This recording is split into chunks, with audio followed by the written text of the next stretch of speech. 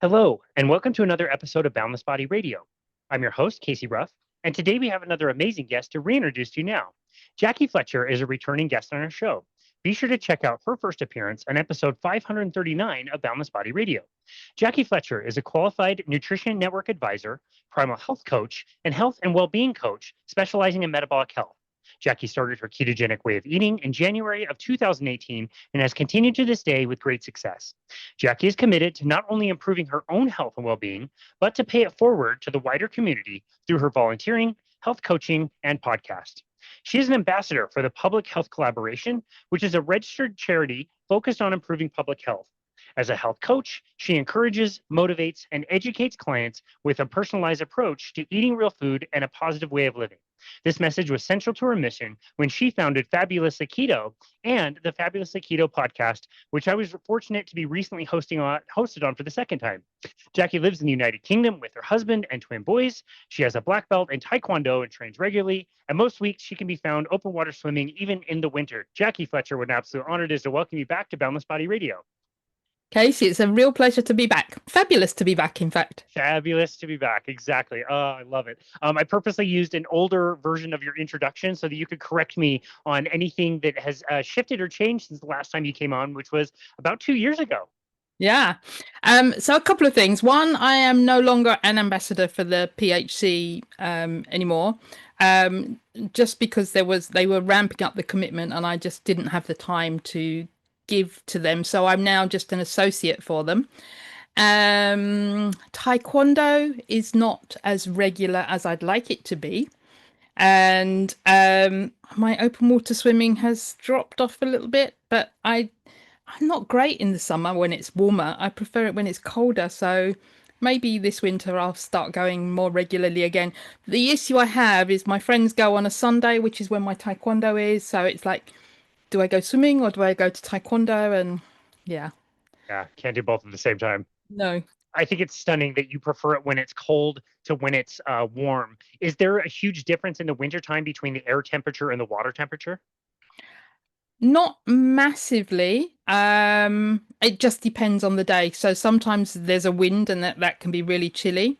But yeah, no, not massively. Okay. And do you go with the same group of people? Like, do you always meet up with kind of the same people that do that?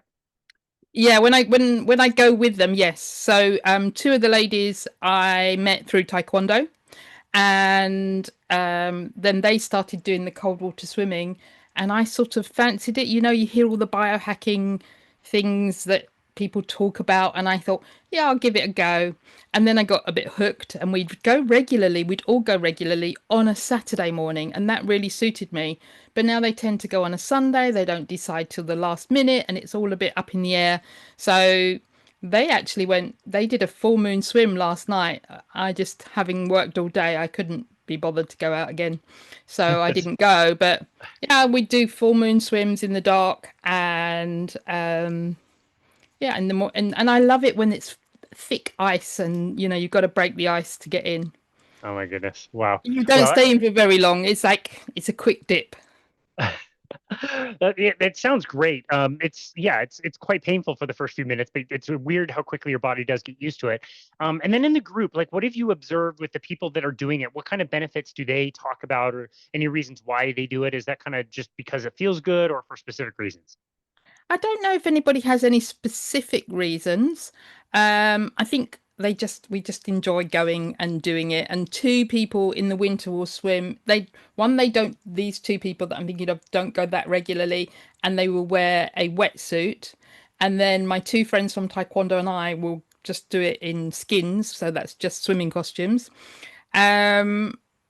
Yeah, I think there are lots of benefits, and I think the biggest one is mental health.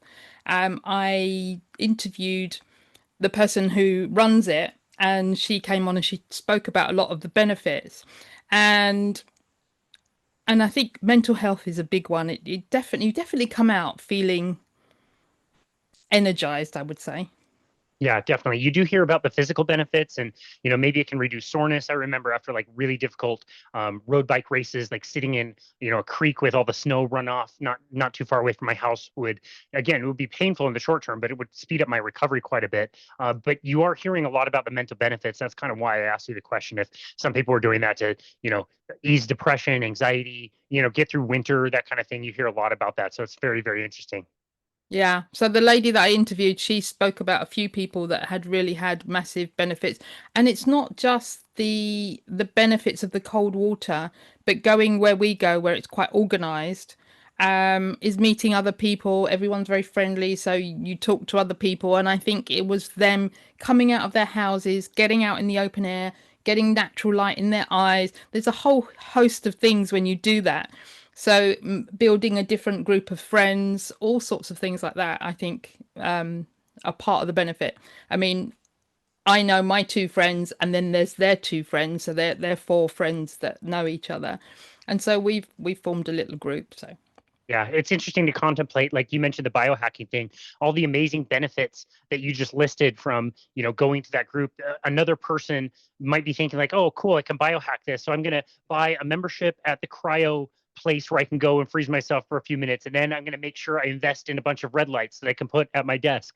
And then maybe I'm going to, invest money in an online group where I can meet other people and do some coaching or talk with other people. And it's like, okay, all of that stuff costs a bunch of money when you could just go out and do this one thing, which accomplishes all of the same things, and it's free. Like it's just available for us. It's whether or not people make it a priority or not. yeah, and then the other benefit is your where we go is a lake, and as far as I know, it's fairly natural, so you've got that grounding effect as well. Exactly. Yeah. All those things combined. No, I And absolutely love that. and I was going to add in and a meditative state because sometimes two of my friends or three are really fast. And so if I'm with them, I sort of lag behind and and so I'm swimming along and looking around, and then there's the ducks, the swans, the coots, all sorts of things going on that just take you away from the busyness of life. And it's like you just swim along and you're not really thinking about anything. So it's a meditative state as well. Wow. Okay. Well, last time I had you on, I complained about all the negative things about swimming and how miserable it was and terrible it was. And you fucking listed several benefits. So don't try to get me back into swimming. I'm committed never to just swim again after my awful triathlon experience. But that does actually sound quite nice. Yeah. But then you go paddleboarding, so you have similar effects, I'm There we sure. go. Yeah, there we go. We'll call that close enough.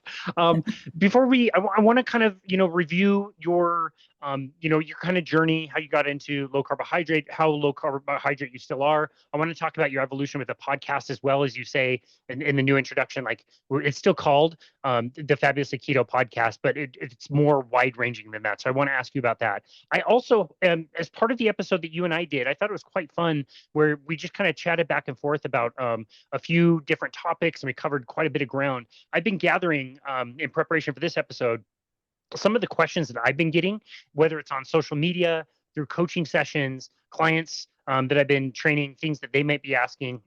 And I put them together, and I want to ask you a bunch of those and just get your thoughts. Around here in the States, we might call that like a mailbag episode. But I told you last time, I listened to a lot of like Formula One content, and they tend to call it more like reckons. So we're going to have a session called Jackie Reckons, where I'm going to ask you a bunch of questions, and you can tell you how you reckon about a whole bunch of different stuff. Okay, let's see how I do. We'll see how Hope you you do. don't score me at the end. Maybe we'll see. We'll see. Your listeners can give me a score. There we go. Okay, perfect. This is on the listeners now to write in. Before we do, tell us, kind of remind us how you got into the low carbohydrate space, and then how that has evolved for you over time.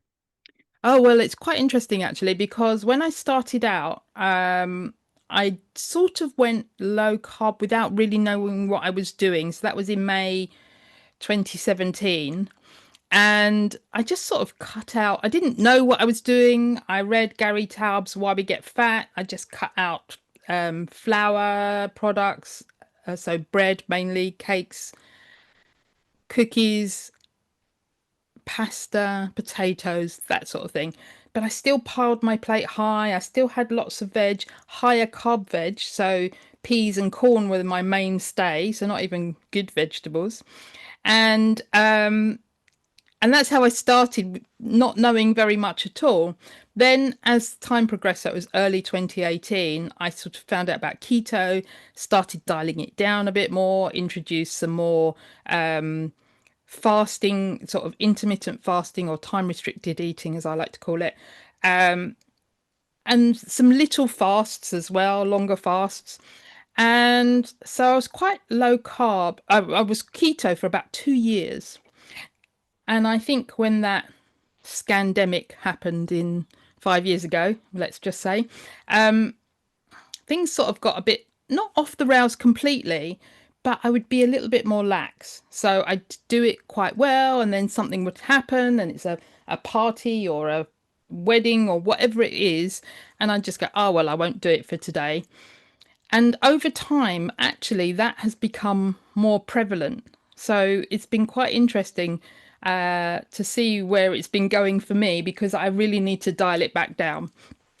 So I would say my diet is probably mostly carnivore, but not totally. I do include some things like sometimes cucumber, tomato, sugar snaps. I've trying to cut back on those because I keep going to the fridge and just eating them raw. And so I've been making an effort not to do that. But today, for example, my diet has been lunch was 2 homemade burgers with 2 boiled eggs. I had one of my homemade chocolates, which I make with 85% chocolate, cream, and peanut butter, 100% peanut butter. Actually, these ones today only had peppermint in. And then supper tonight was just some bacon and a few sugar snaps. And that's all I've eaten today. Yeah. Wow. So That sounds awesome. it's mostly carnivore, but not Yeah. totally. Yeah. When you hosted me on your show last time, we kind of talked a little bit about that. And that would definitely be in my definition of what I would consider carnivore. It's not like, are you super strict 100%? You never eat a plant ever. To me, it's more like, what is the bulk? What is the majority, 75% of what you're doing? That's kind of what I care about. And the little things here and there, I don't think are that big of a deal. But it's interesting you mentioned the sugar snap peas. For me lately, I can't, it's so stupid. It's salted cashews. And I had some at the symposium for metabolic health. Somebody offered me some. I don't normally eat them. I eat them like, wow, that's really good. I like the salt and the crunch and all this stuff. And I started buying them. And I'll think to myself, like, let me just have a few, and then I have a handful, and then I have a handful, then I have a handful, then I have a handful. And I'm just like, what am I doing to myself? And it does affect me a little bit. And so it's funny how, we can know these things, we can know our triggers and traps and all these things, but still we're human. And it's at the end of the day, it tastes good to all of us, and yeah, to our own detriment. Sometimes we indulge in things we shouldn't.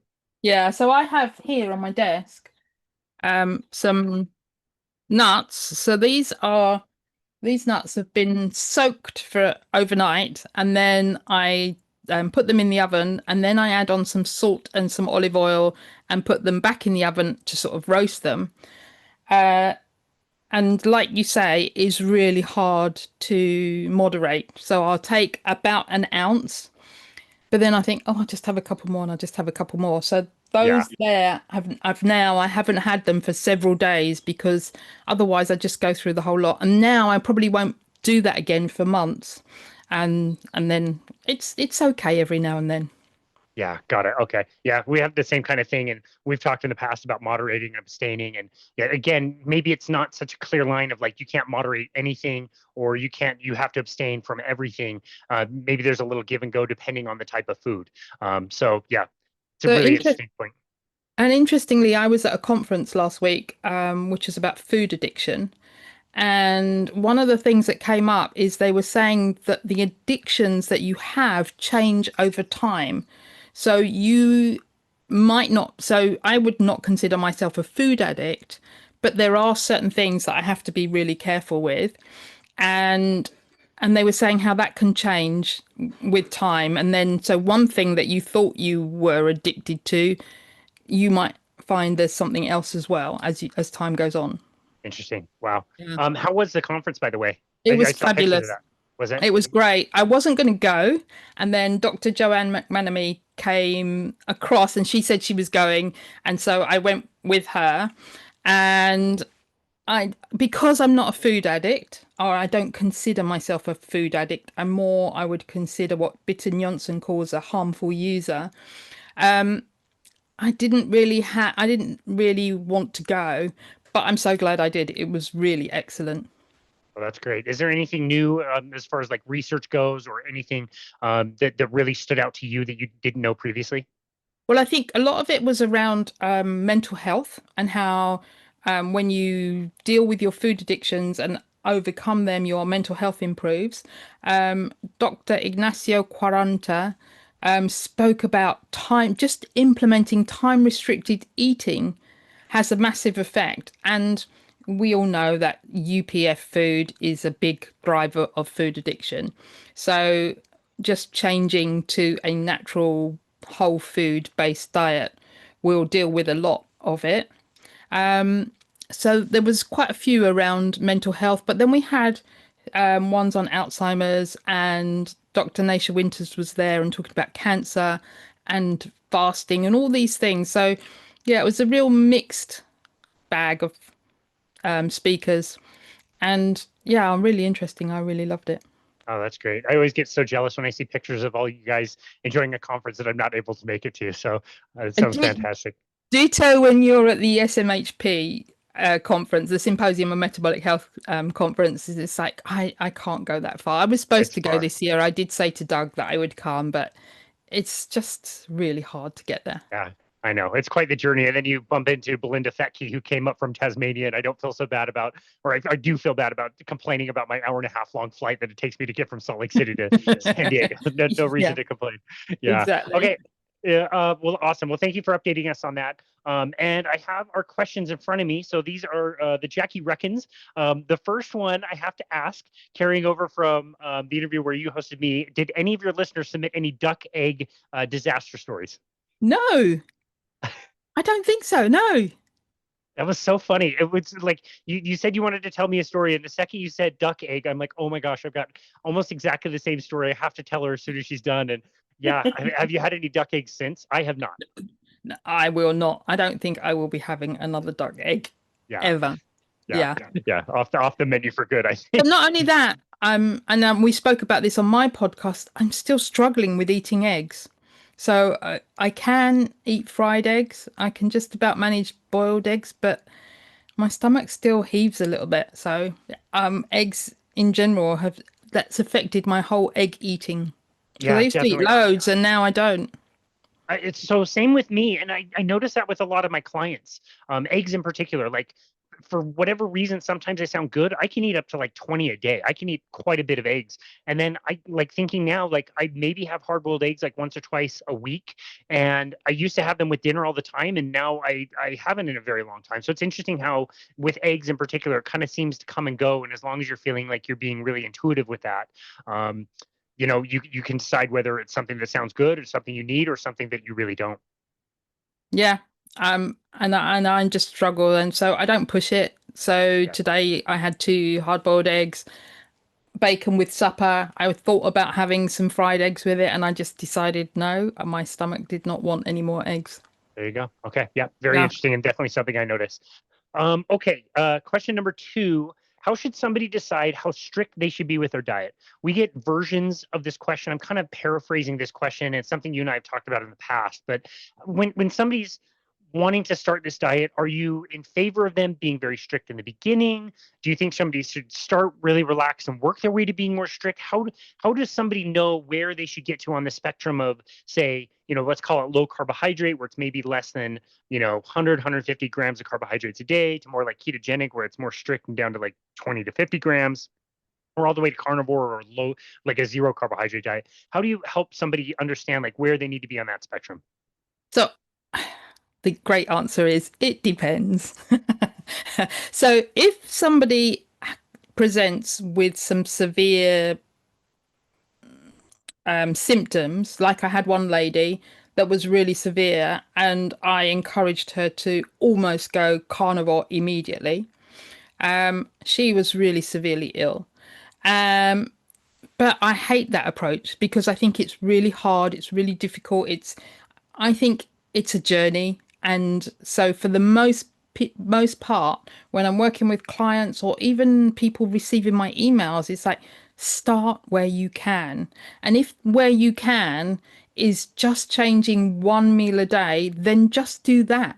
If starting where you are is eliminating wheat, then just do that. There's one thing that you can change that you feel able to do, then I would say do that. If they want to, so I give them a sort of chart, a carbohydrate chart with, here is maintenance. If you go higher, you're probably encouraging disease and sickness. If you want to maintain is here. If you want to lose weight is here. And if ketogenic is right down. And I just get them to choose where they want to start, because maybe for someone going to 150 grams of carbs would be still a challenge, but for us might seem like loads. But just start and do it. And then when they start 150, they might say, well, this is not happening. I'm not getting the results I want. I'll cut back a bit more. It's all what feels doable. I've got someone in my Facebook group, not my Facebook group, my membership group, and she'd had an off period. She needed to get back on track. And so she, her goal a couple of weeks ago was, I'm going to stick to 80 grams of carbs a day. They're still quite high, but it felt doable for her. And then so some days she was on 80 grams and some days she was on 60. It didn't matter because it feels doable. And I think for sustainability, you need to do something that feels okay with you. And if you haven't got any specific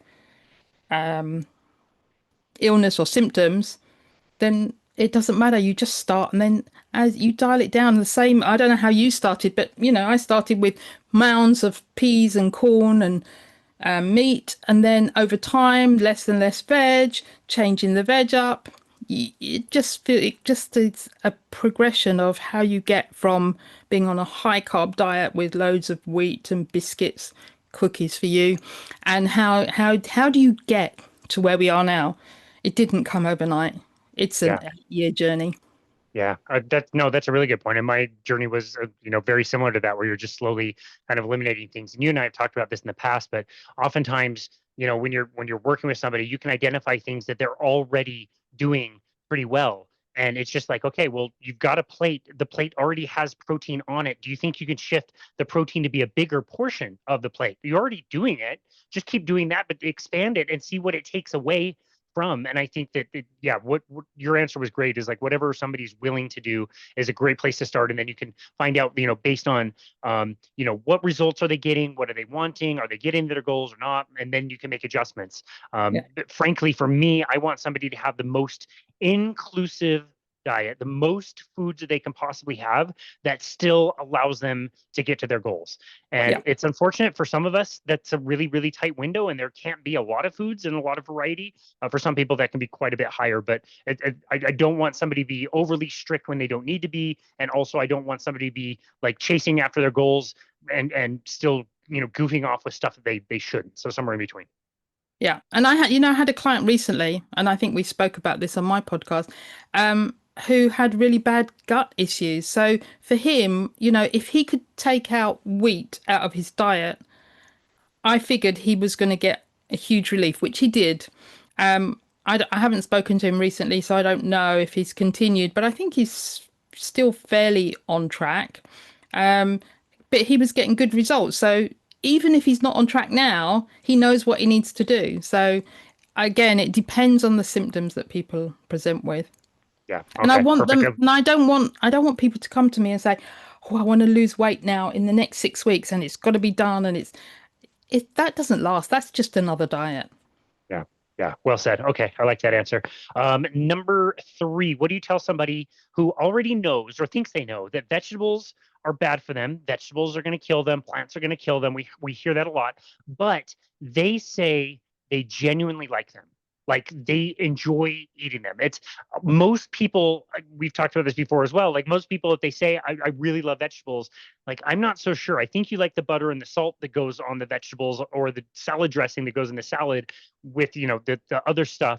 more than you like the vegetables. But for somebody really who has it in their mind, they've been in the space, they've learned about oxalates and lectins and phytates and all the things we talk about and the plant toxins. And yes, I acknowledge they're there, but I still do like them. How do you work with somebody like that?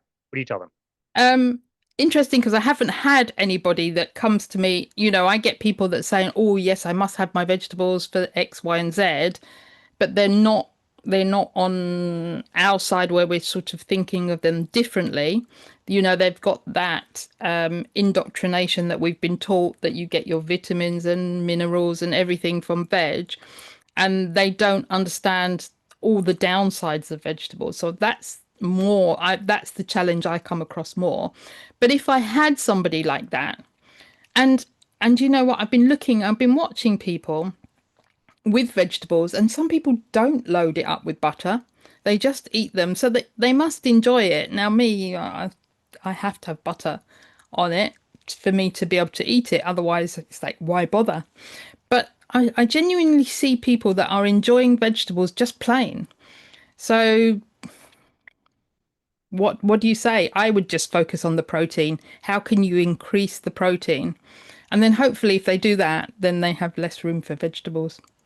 Yeah, that's a really good point. I wonder whether all the fiber somebody is eating is not only, causing some of those gut issues that we talk about, but is also taking up the space, the budget, if you will, of the other things that could really benefit you. If that's taking up, more of the protein aspect, like you said, and some of the fat that comes along with that, in what ways could that person be a lot healthier if they just shifted from, not taking up so much space on the fiber and increasing the stuff that we know is already really, really good for somebody. It's tough. Do you think there's like I'm sure this is true, but is there some type of like a hierarchy of like vegetables you think are more benign versus vegetables that may be a little bit more harmful for people? Well, obviously when people say, "Oh, I eat lots of spinach," it's like, really? Oh, ah. Yeah. Um, That's the one food of any food. I don't tell people not to eat chocolate, not to eat ice cream. The one food I tell people, just don't eat it. Don't eat this one food, it's spinach. yeah. But if they've been eating a lot, then at the same time, I don't want them to stop. True. So they might just need to cut down. So if they're having it like twice a day, every day, then maybe once a day, every day, and then once a day, every other day would be a better way to go around eliminating it rather than just getting rid of it. So yeah, I think you have to work with the person and see what they would be willing to give up, because we know about spinach, broccoli. That's actually one of the vegetables that I will eat, but tiny amount. Um, I don't know. There's so many, people say eat cruciferous vegetables, don't eat cruciferous vegetables. Who knows which ones are going to be the best? And I think the way to find out is how that works for you. And if you take them out, does your gut health improve? Do you feel better? Then try adding them back in. What happens then? So, yeah, I'm all for seeing how it goes. Yeah. Okay. That's a fair answer as well. And you're right. Like this question, it's a question I get quite often, but I do notice that if somebody does walk away from vegetables by and large completely, I don't see a lot of them coming back. I don't feel the same way for fruit. I think some people can do okay occasionally with gluten if they've taken it out and bring it back. Maybe some people have egg sensitivities, eliminating that for a few months. Seems like people can bring that back in. I just don't see, once somebody has removed the vegetables, I don't see a lot of them coming back in. And you made a really good point about the spinach and how you shouldn't eliminate it. Have you ever seen a really wicked like oxalate dump? No, No. no. You? I mean, I've heard of them and people that make it to Sally K. Norton or Monique Attinger or the other people in that space who coach people on it. I don't see personally a lot of it. Then again, I'm not working with a lot of people who have been blending up a lot of beets, almond milk, and spinach in their blender every single morning the way I was like 10 years ago, thinking I was doing the best thing. So Yeah. maybe there's a selection bias there where I just don't have to deal with it very much. Yeah, and I think that the same is true for me, that most people that come to me, they're just they're not doing anything like that. So getting them off of those smoothie type juicing in the morning. I don't come across that. Yeah. Okay. Okay. Perfect. Okay. Number four. What are your favorite trackers, biomarkers, etc.? So this could include, say, tracking your ketones through your blood or breath or P strips. This could be even things like a scale or body fat measurements. And I'm also going to extend this out to any type of like blood labs, anything that you kind of really like to use for people in that space. Okay, so when I start with somebody, what I get them to do initially is, and again, it's a choice. They don't have to do it, but what I encourage them to do is weight, body measurements in terms of inches or centimeters, and I give them a chart with 27 different areas of the body to measure. Not that they need to do that all the time, but I just think back to when I was in 2017 and I was at my heaviest weight, other than being pregnant with twins, was I wish I'd measured my wrist and my neck and all these places, to see the difference. But I didn't, mainly because I didn't think I was going to lose any weight. And I didn't think I would, if I could have lost 14 pounds, that would have been great. And I didn't nowhere near expected to lose 50 pounds. So I didn't measure, I didn't track, I didn't do anything. I've got hardly any photos of me at that point. So I get them to do photos, weight, and measurements. And then in terms of as we go along, I'm not much for tracking your food all the time, but occasionally track to see how you're doing. And I like chronometer. And I like chronometer because it gives you the list of nutrients. It really bugs me nowadays with the adverts, but I don't use it enough for me to warrant paying. I just put up with the ad because I don't use it that often. But I will use it if I'm just checking. Like today, I wanted to see how much protein I had today, which wasn't a lot. So I just put in my protein stuff. Then if people want to track ketones, I think they've gone out of business. I have an Ace Track breath monitor, which is just behind my computer over there, which is quite good, but I think they've gone out of business. I use Keto Mojo for glucose and ketones. I will encourage people to get a CGM, particularly before we start, to see what their blood sugar's doing. And then further down the line, when we've cut out a lot of stuff, so they can see the difference. Or at least it's quite hard when they start to do a week of normal eating and then a week of low carb eating, because like I say, I don't want to push people to go from I'm really high up here in carbs and now I want you to drop down to 20 grams. I don't really want to do that. So having two goes at CGM. I've used the CGM several times when I'm being good. It's not a flat line, but it just does these little bumps every now and then, and sometimes a big drop in the middle of the night. But then I think, oh, I'll test this and I'll test that, and so then I end up with massive spikes on some days. What else do I use? So I have had once, and now we can't get them here in the UK, but I did have a constant ketone monitor on, and Interesting. I had ketones on one arm and glucose on the other. But again, it was fairly flat, ketones fairly flat, glucose fairly flat.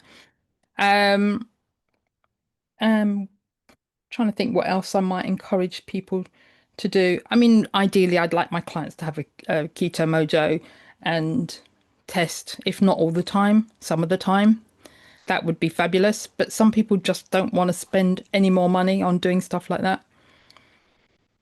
I definitely understand that. I think those are great, and I really like all of your initial ones that you do. The pictures one for a lot of people is really awkward because they're just starting. They don't want to take pictures of themselves, but they don't realize like in a few weeks when your inflammation starts to go down, you might not notice it on the scale. You may, but you might not. But to see those pictures and how that's changing is so encouraging. And so I need to do a better job of making sure my clients take those pictures in the beginning. Like, don't share them with anybody. get a few different angles. You'll be really grateful you did when you're in a different place. Yeah, they don't need to share them with anyone. And I tell people, do it with clothes and without clothes. Again, you're the only person that's going to see them, but there is a difference. Or if you've got the same clothes. So before I started, well, I had started, and I'd lost about 7 pounds. You've probably seen it, the photo of me in the orange dress, which I still have.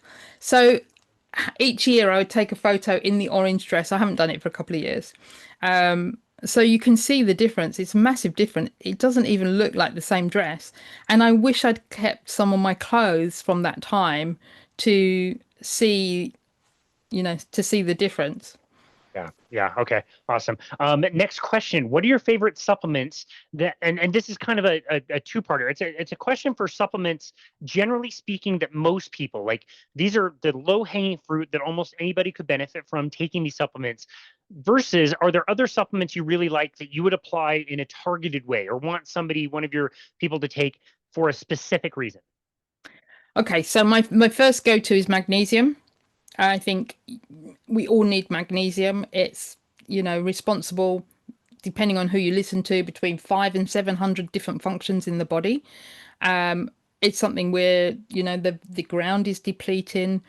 And also when we start to cut out carbs, so we're losing water. So I think that's really important. I take loads of magnesium. And it's not something that I'm willing to compromise on and give up. So I spend a lot of money on magnesium because I get a good brand by somebody that I trust. Who knows? I don't know.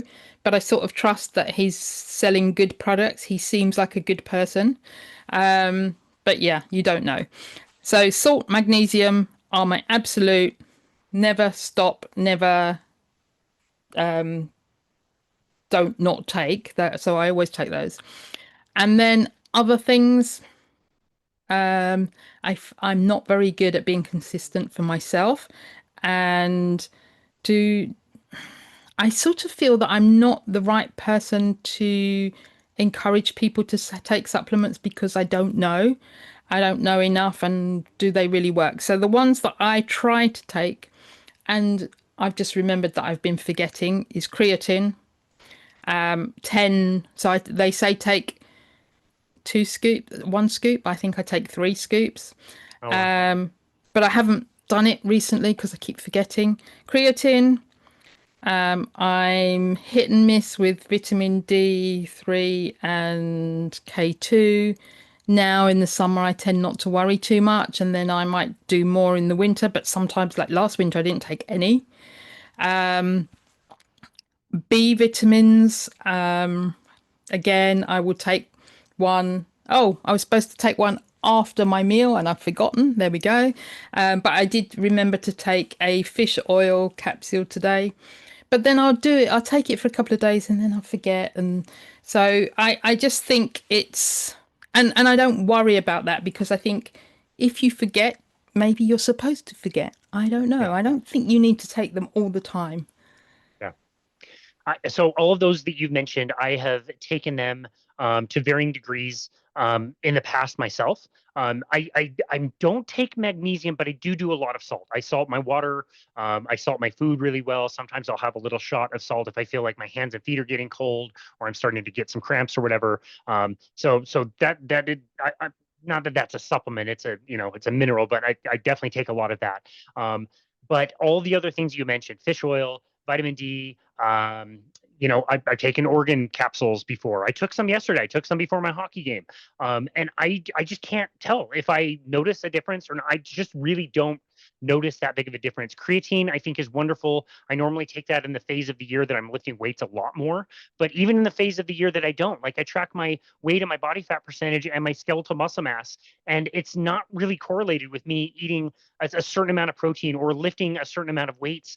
I haven't through the whole summer. I've taken like 3 or 4 months off and my muscle mass is not vastly different. So it's interesting. I think what you said makes the most sense as far as the supplements go is like, are they working for you? So I'll just encourage my clients like, okay, you're taking this, closet full of supplements. You don't even know what they do. I hardly even know what they do. Like you said, why don't you just take them until they're gone?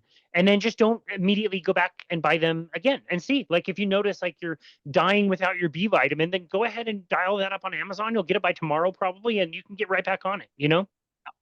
The other one that I try to take regularly as well is iodine and selenium. So I put some drops in a capsule because I can't bear the taste of it, and then just down it. But again, the last few weeks I've been doing a different protocol. I've been working with a naturopath and doing a different protocol and trying to fit everything in a day. So things have gone where I normally take things regularly, I haven't been as regular, but I try to do some iodine each week and some selenium. And then the other thing he wanted me to take was NAC, but NAC, it says don't take with food. And then I'm doing this protocol in the morning. And so then I'm almost ready for my lunch. So when do I take it? I don't know. So I haven't been taking it. Got it. Yeah. And then with the creatine, have you ever tried dry scooping, where you just literally just take a scoop of the powder, throw it right into your mouth, and chase it with water? I'm telling you, I resisted it forever. It's not as bad as it sounds. And I find that it's way more convenient for me to just take a scoop. It's really so fine that as soon as you get the water, it just like really dissolves and goes right down the hatch. And I don't have like a shaker bottle that I mess up with a bunch of protein and stuff. So again, as much as I've resisted it, you may want to try it. It's not as bad as it sounds. My son does that, but what I do is just get a small drop of water and pour it in, stir it up, and then drink it down. Okay, yeah, that works. Yeah, and it's fairly tasteless. The one I have is fairly tasteless. Is there a good time to take creatine? From my understanding, it's a similar thing with protein, where we were telling everybody about protein that like you have to have protein. You know, our slogan at the gym, who sold a lot of protein drinks from this slogan, was like optimize in 45. You had to have protein within 45 minutes of a strength training workout, or you were going to like go catabolic and like destroy muscle tissue. The latest research that I've seen is like just take it. Like have protein. Protein's good. When you have it, probably matters a lot less. There is some argument to say that like the way the body uses creatine, maybe it can give you a little boost if you take it like before strength training. But from what I can tell and what I've seen, it's way more important just to take it whenever than it is to take it at a certain time. So if somebody out there disagrees with me, please write in and tell us why I'm stupid, and I will probably agree with you. Yeah. But great question. Okay, so another question we get all the time: what is better, having a higher amount of fat or a higher amount of protein? Oh, well, I think the general, it depends. Well, how much protein are you getting? Are you getting enough protein? I think is the first question. And again, there are so many different, you need to get this amount of protein, you need to get that amount of protein. So who knows? But, protein first. And then fat. Again, I think it depends on how much weight you want to lose, if any. And so what do we say? Eat the protein, fat to satiety, and a few carbs. So again, it depends. Does your meat come with a lot of fat? So I eat a lot of lamb and I eat a lot of 20% ground beef. So I'm probably getting quite a lot of fat within that, probably too much for my weight because I'm still carrying quite a lot of weight. And I probably need to go leaner protein and less fat. But I don't enjoy leaner protein. And so I figure, I'm not going to do that. But for a person, I would say focus on the protein, fatty protein if you can. Then you're probably going to get the right ratio of protein to fat. And only add more if you feel like you need it. Yeah.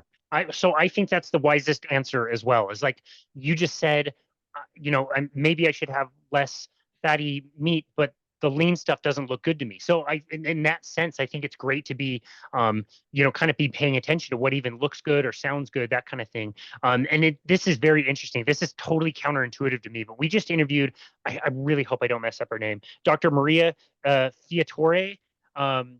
Sting, I believe that's her last name. She does research as a geriatricist in Australia, where they're putting like literally centenarians and 90-year-olds and 80-year-olds on strength training protocols.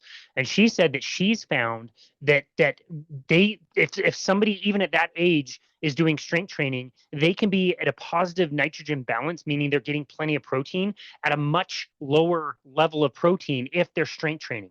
I would have thought somebody strength training would then need a lot more protein, but she said she's found the opposite, where they can get by on less, and the strength training itself is preserving the protein that they have in their body. And I do notice, I observed this, and I told her that. I noticed that a lot of older people have a really tough time getting the amount of protein I'm telling them that they should get. And so, if they're doing any kind of strength training, even just with like some machines or some bands at whatever level they can, maybe they get away with a little bit less protein than we think. So I thought that was interesting. Yeah, and I've found recently that I don't know if it's the weather, or I don't know if it's these protocols I'm doing. I just don't want as much food as I normally have, and therefore my protein level is a lot lower. So today, whereas normally I'll probably have about 120 grams of protein, today it's something like 60. Yeah. But I'm guessing for one day that's not going to hurt me. It's still a reasonable amount, and maybe tomorrow I'll have a bit more, and maybe I won't. Who knows? Yeah. I just, through my observations, people that eat in a low carbohydrate way, tracking their body fat, whether they're doing fasting, whether they're doing keto, carnivore, whatever, at different varying levels of strength training, different levels of protein, I don't observe it like ever, like hardly ever do I ever observe that somebody is losing muscle mass, regardless of the protein they're getting, as long as they're just doing, some strength training. They're focusing on getting that more than the carbohydrates. I just don't ever observe it. So if there's a cohort of people out there where that's happening, fine, I can be corrected, but it's not something that I ever notice. So I find that interesting as well. And I think if you're, so there's two things, and this is just my opinion, and I might be totally wrong. Again, listeners can write in and tell us, and then you can tell me. Um, I think if you're cutting down, one, on the ultra processed foods, and two, on the carbohydrates, so your most focus is on protein and fat, and you're getting enough energy into your body that your body can do everything it needs to do.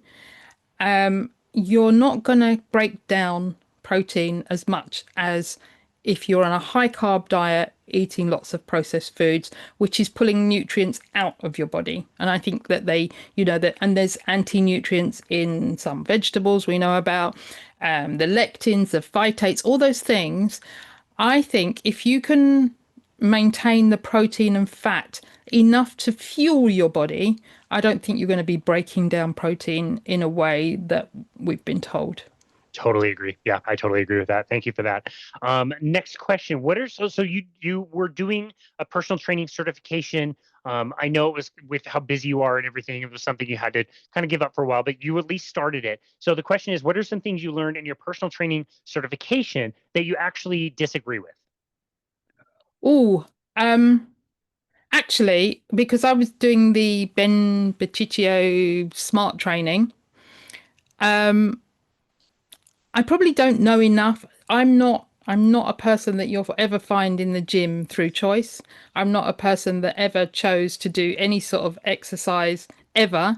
And if I could get out of it, I always did at school and things like that. So that's been part of the challenge for me, because I don't really know a lot, and that's why it's been taking me a long time to get through it, because everything is new. So I sort of going through and thinking, well, probably most of it is okay. Yeah, that's a good answer on our show, because Dr. Ben obviously is one of my really good friends. We've hosted him on this show many times, and he let me stay in his place at the Symposium for Metabolic Health. They were hosting at the hotel. He let me stay on his place on Coronado Coronado. Island. Yeah, yeah, I got to stay there for free at his place, and I was so fortunate. So I hope your answer is no. He got everything right. There's nothing wrong about his certification. It's perfect. Yeah, so I've been doing it with Jeff Cotterman and the National Association of Sports Nutrition. Um, and I was actually thinking today, just start back again, just go back to the beginning and go through it and revise the bits that you've done. I got about halfway through, and then it got to a bit which was a bit more complex in which exercise do you need to work those muscles. And then, so that was where it doesn't come naturally to me. I got a bit stuck and then stopped, and I found it quite difficult to go back. But I was thinking, actually, I just need to go back and start again and do the revision of the first few modules that I'd done, and then try and push it forward a bit more. Yeah, there you go. After our conversation where I hid behind my mic. Exactly. I asked you about it. You just basically disappeared. I didn't know where you went. Yeah, for anybody listening, any of my clients who say that my personal training certification only taught me to count to 12, and even that was really poorly taught. There's a few more things that go into it in our defense. So thank you for sharing that. Last one I have written down here is, what are your thoughts on the best footwear for exercise, and in particular, like walking? Wow. So I don't know. But for the last 2 years, I've been using Vibrams. Okay. So they're barefoot, the ones with the toes. When you stand on a stone that's pretty sharp, you've sort of ouch, ouch, ouch. But that's what I use. I use it in the gym. I use it if I'm walking around here. I have gone through some fields with them. Yeah, I did at one point end up with a thorn sticking through the bottom and into my foot. Ow. Yeah. Yikes. So they're probably not great if you're doing cross country or something like that. And I did go through a field. But that's what I use. And are they best? I don't know. But that's what I tend to use now. Well, I mean, that alone just tells you something. This is a question I just got very, very recently. Just this morning, actually, when somebody saw my footwear and asked me about, what I wear and why I wear it. And I use a minimal kind of sandal that's very secure. And I use it hiking. And some of the hikes we do are fairly aggressive, that require scrambles. This last one that we did, Kanara Falls in Utah, requires you to scramble up a boulder in a waterfall. And so it's quite slick, and you've got to get up and over. And it's the only thing I hike in, because the feel, for better or worse, like you're saying, like if you're standing on a stone, you feel it. If you hit a thorn, you can feel that thorn, but you also really can feel your feet and your toes and everything kind of grabbing on, and so much more grip. And yeah, to be able to feel the terrain, like when I was wearing hiking boots all the time, it would happen, like once a year, once every other year, that I would roll my ankle, twist my ankle, maybe, sometimes sprain it, usually a little bit less than that. And I'm, elevated so far off the ground, and I have no feel of what's going on underneath my feet. I can't adjust. And now, like if I step on a log in the water or a stone and it rolls, my foot just reacts so simply. And I haven't rolled my feet at all since transitioning over to minimal footwear. So, Yeah. whether that's the best or not, like you said, maybe we don't know, but you've switched and you're continuing to use it. So that alone is really telling. Yeah, I don't use them during the day, just normal walking down the street and things like that. I waited till I got to 60 years before I got a pair of DMs, and I sort of live in my DMs, which are not great. They're not great for grounding, but that's my live-in footwear for most of the time, except in the summer where I'm wearing sandals. But I was thinking, and so another thing that you were mentioning about feeling the ground, I sometimes go to a taekwondo camp, and it's a weekend, and the first session is always on the beach. And the first year I went, I just took some, those beach shoes that you get, those you go in the water and they're fine on the sand.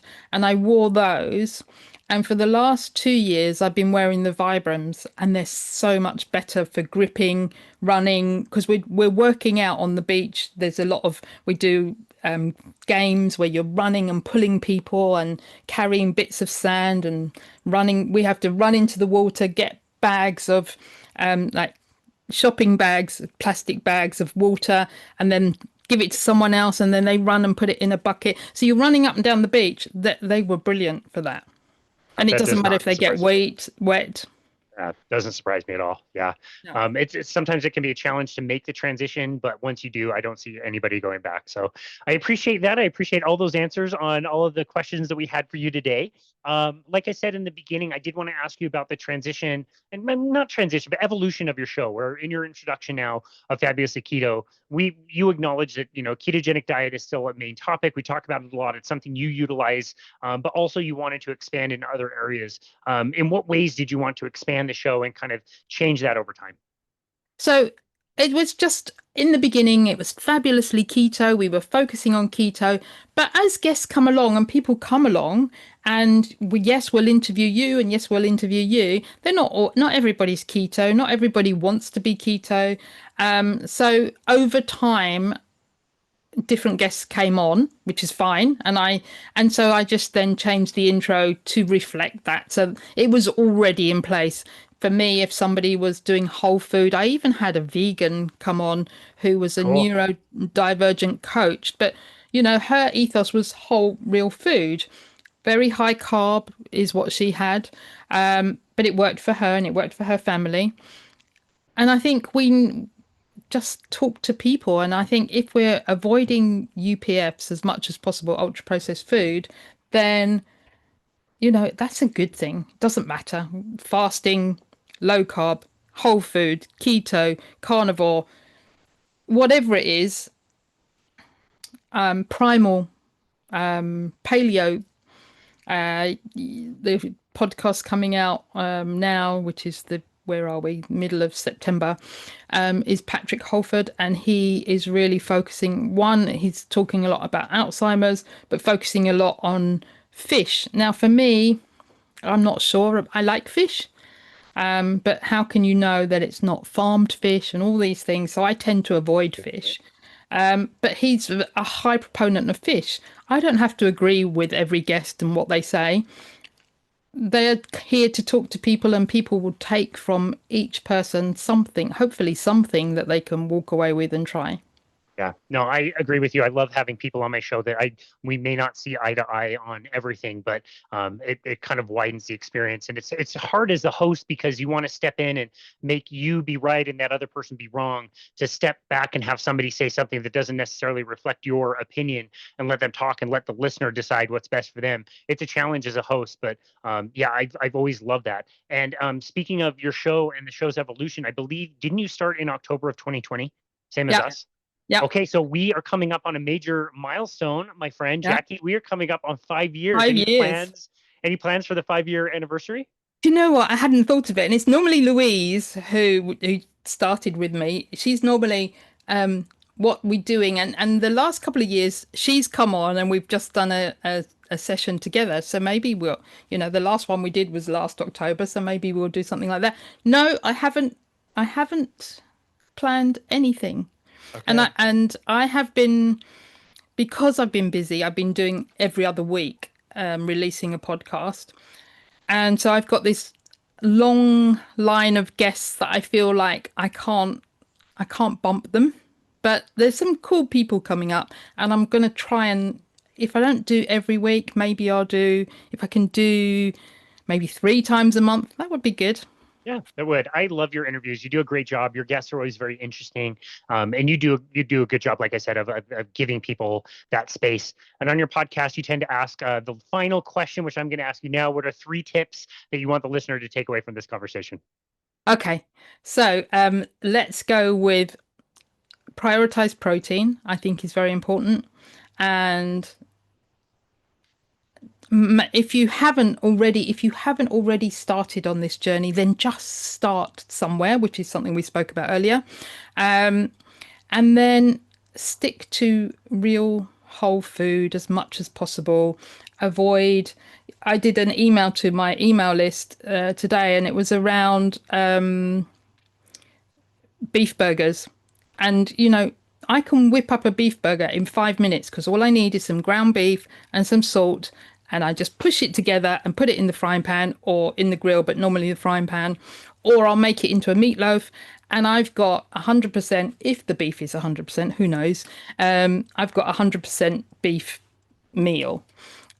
Whereas if you're buying that burger out in a shop, who knows what else is in there? And are there things in there that they don't need to tell you about? So where possible, make stuff yourself. And so on Sunday, I made 6 burgers, and I had lunch. I've got lunch for yesterday, today, and tomorrow. Nothing to worry about. I boiled 6 eggs, and I've got my lunch all ready for 3 days.